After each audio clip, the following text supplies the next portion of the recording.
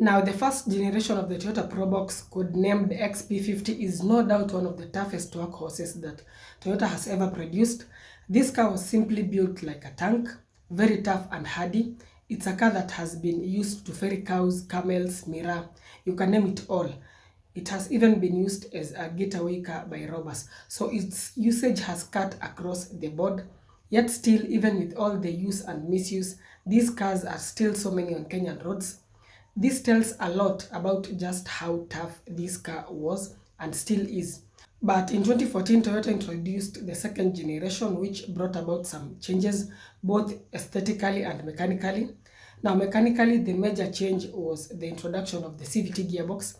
And let's face it, some people were a bit skeptical about the durability of that CVT because generally CVTs are not as tough compared to conventional automatics, especially when exposed to some hard work.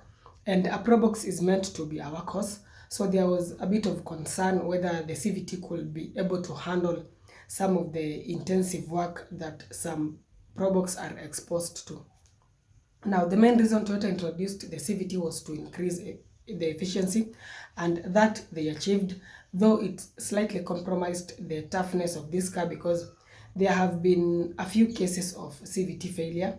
Some are to do with poor maintenance, like for example, you find that the CVT may fail due to putting in poor quality CVTF, and other times you might find that the transmission has been maintained well, but it still just fails after some time.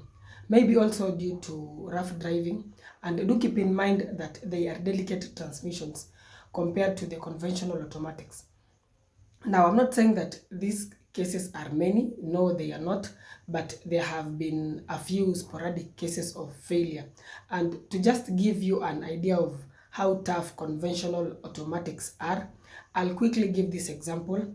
Remember the earlier generations of the Subaru Forester SG5s and SG9s that had proper conventional automatics, and even the Subaru Outbacks.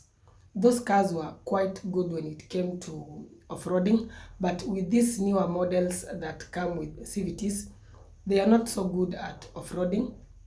I've watched several videos of how these cars have failed to perform in off-roading situations, and it becomes evident that CVTs are not made for tough work.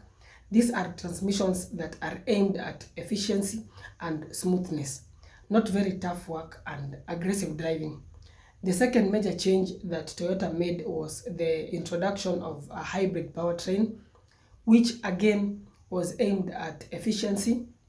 Now, that's another layer of complexity that was added because, in as much as that powertrain will give you up to an excellent 25 kilometers per liter, there is something to watch out for. Yes, Toyota hybrids are among the best in terms of reliability, but remember that this car is mostly used for business, and as a business person, you'll want to keep your expenses as low as possible. But here comes the question. You're buying this car with some mileage on, so by the time the batteries are kaput, will the fuel savings be enough to offset the battery's replacement cost? Think about that.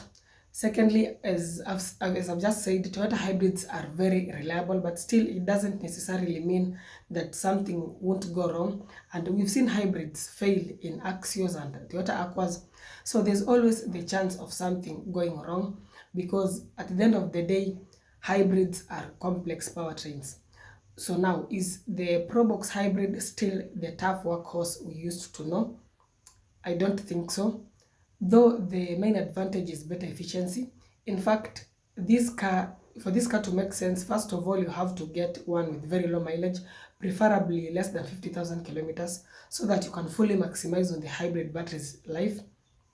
Remember, typically those batteries last between 10 to around 15 years, or in terms of mileage, between 200,000 to around 250,000 kilometers. Secondly, this is no longer a car that you should use to carry camels, cows, etc. In short, don't put too much strain on it, otherwise you may run the risk of CVT issues or even the hybrid powertrain issues.